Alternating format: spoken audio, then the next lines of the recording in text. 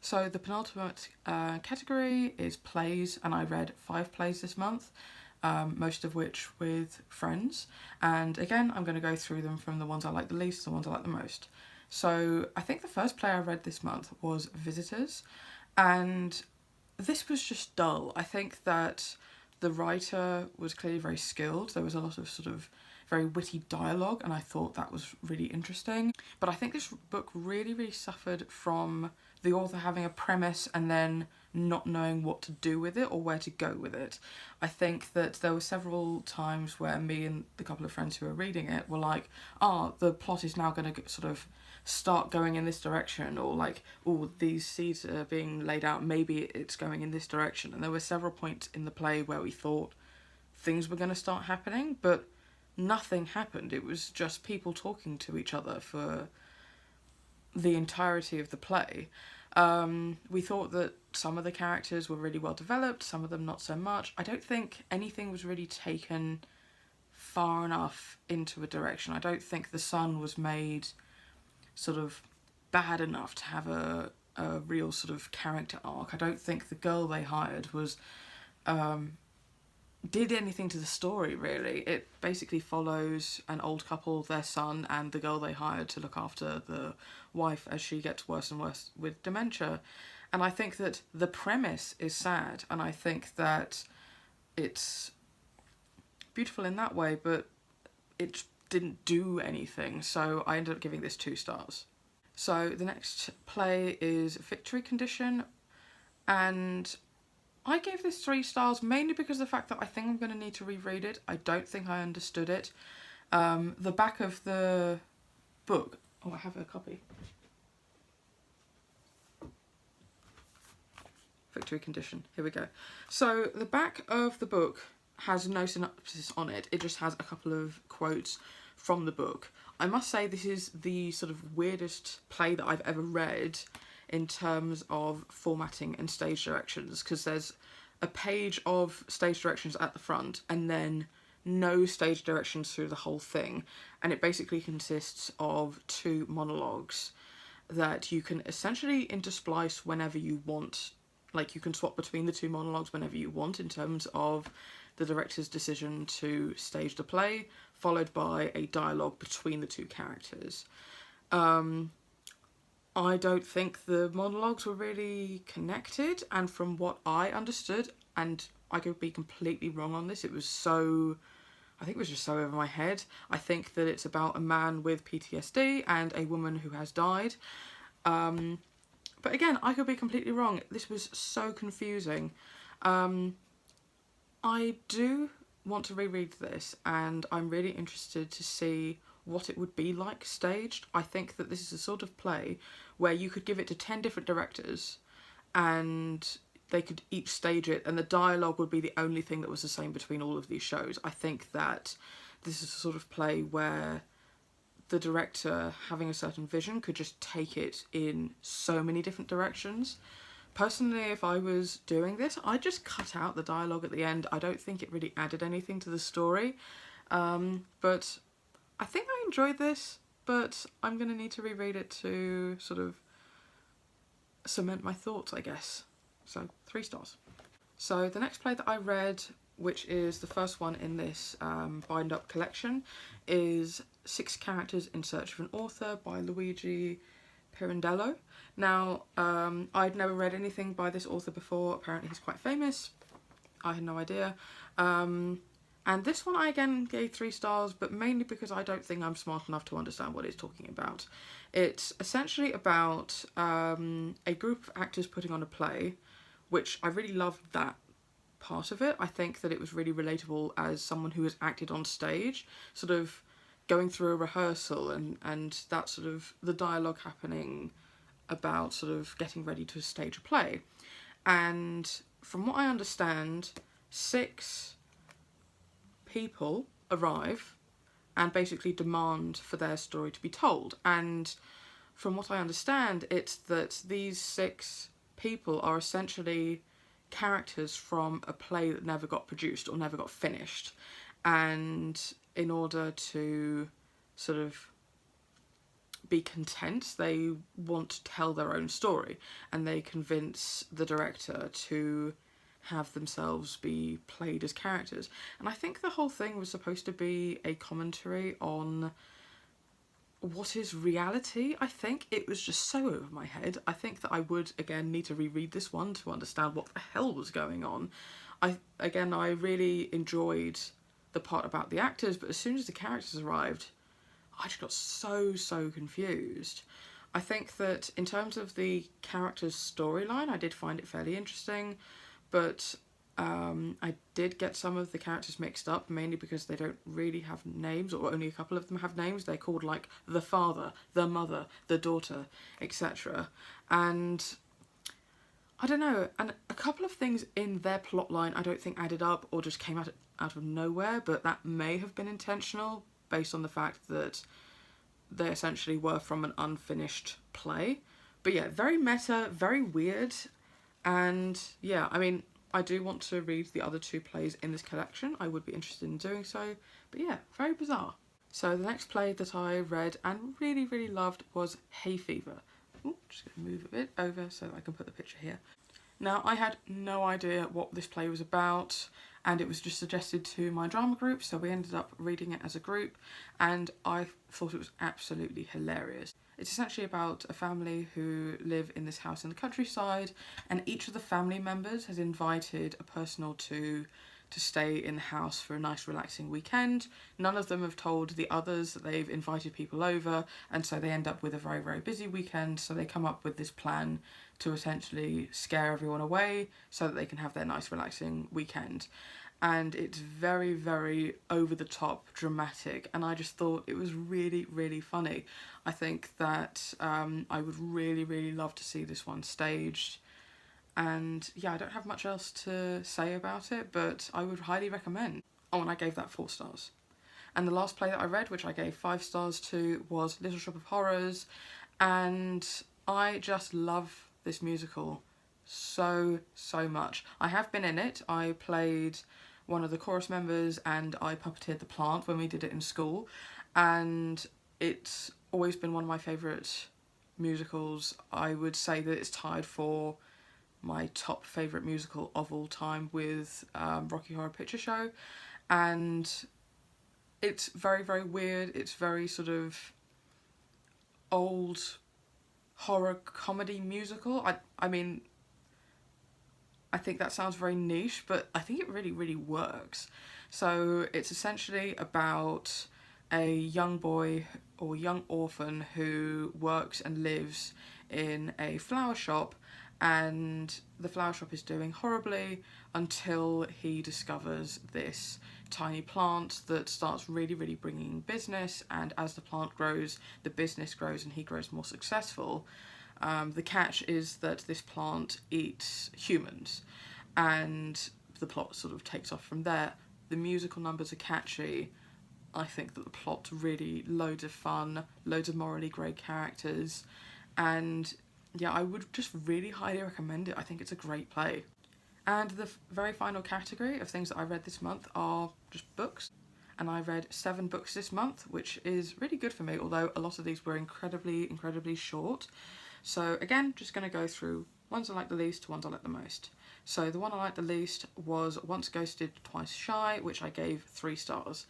Now, this is a novella which is a spin-off from a series of romance books, which I just had no intention of reading, but the novella interested me mainly because of the fact that there were queer characters in it and it was focused on a queer relationship. So this was about one of the characters from the previous books, and she essentially rekindles a relationship with someone who ghosted her a year before or 2 years before.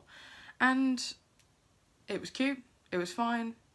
Really can't remember much of the plot. I thought that the diversity was great. I think that I'm always happy to have more queer romances in the world, but it wasn't particularly stand out for me, and a year from now I don't think I'm going to be remembering it.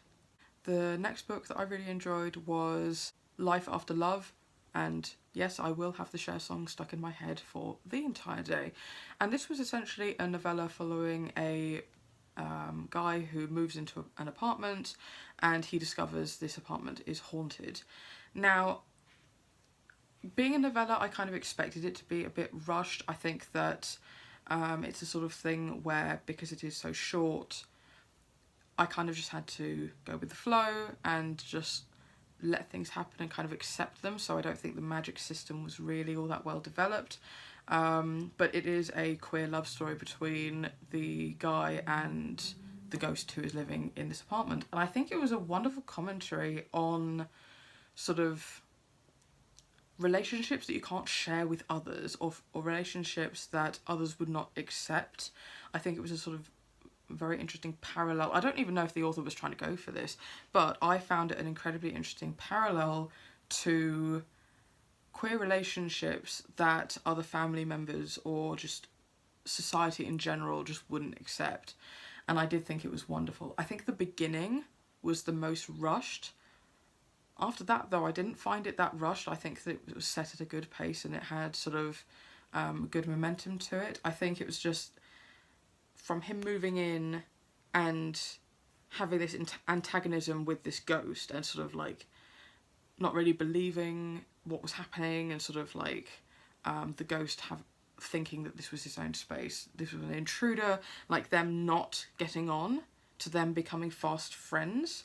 That part was incredibly rushed. I found I would have preferred it to be starting off at the point where they were friends and having flashbacks to the point where he first moves into the apartment, and then moving on from there, because I think them going from friends to more than friends and beyond that, I think that was incredibly well done. So yeah, I would recommend this if you're in the mood for something short and sweet and just with a really interesting concept, and I really loved it. I gave it 4 stars.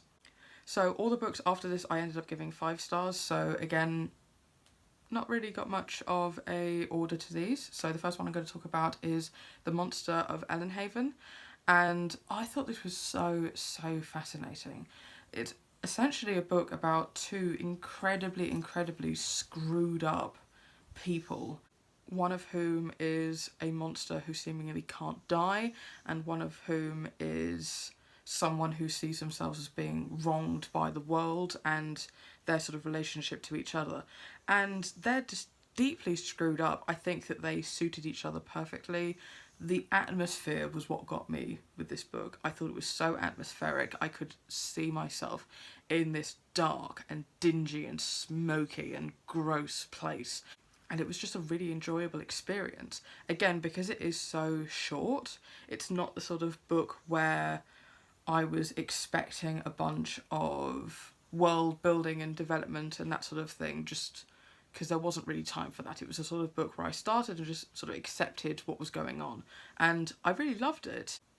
And the next book I'm going to talk about is one that was a reread for me, and just mainly because of the fact that I had time on a drive, which was Eric by Terry Pratchett. Eric still stands to be my favourite of Terry Pratchett's works, and it is essentially about a character called Rincewind and his walking luggage, who, how to explain this without giving spoilers for previous books in the series, who were trapped somewhere in a previous book and have been trying to make it back home and eventually succeed due to a demon summoner. That's probably how I'm going to word that, but I pretty much give all of Terry Pratchett's books 5 stars. I think they are absolutely fantastic, and it was just a comfort read as I was driving, but I would highly recommend. And the last 3 that I'm going to be talking about are all 3 of the same series, and that is Red Air, Elf Defense, and Socially Awkward, all by Lisa Henry and Sarah Honey. For the moment, I'll just hold up this one because this is the first book in the series. Now, does this have lyrical prose? Will it be sort of, will it go down in history for its literary merit? No. But this was so fantastic. I gave all 3 of these books 5 stars, and I think a lot of that comes from it being the right book at the right time. I needed something light-hearted and moving and just didn't take itself too seriously, and I just loved this series so much. It's a fantasy series that basically pokes fun at fantasy series. This book follows a thief called Loth, and he has been imprisoned in sort of the palace prison. It's about a rescue mission trying to rescue a red-haired prince. That's all the information they've been given. And as they bust into Loth's cell, both him and the other captive have red hair, so they basically both get rescued because they both claim to be the long-lost prince. And I just found this was very, very fun.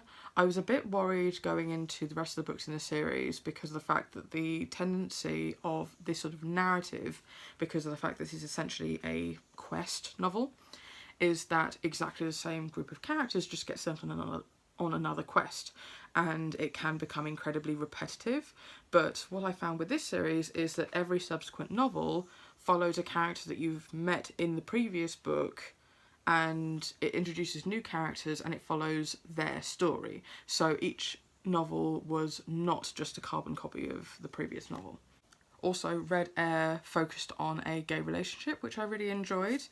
Elf Defense follows two of the elves that you meet in the previous novel, and when they get sent off to do some work for the king. And this one features polyamory. It is also the most sex heavy of these three, the first one being sort of the middle ground, this being very sex heavy, and this one by comparison being the absolute least sex heavy. And this was actually, I think, my favourite. I was a bit worried going into this because it follows the character of Dave, who in the first two novels can be a bit of a sort of comic relief character more than anything else.